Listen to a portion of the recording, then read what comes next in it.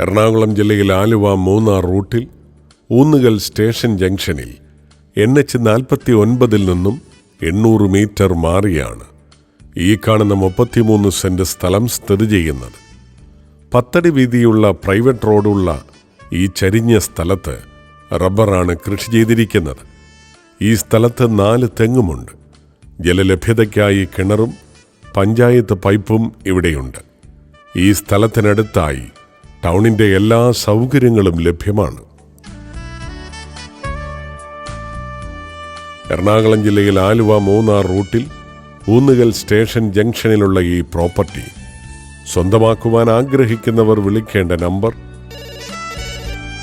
9562617541 9447561986.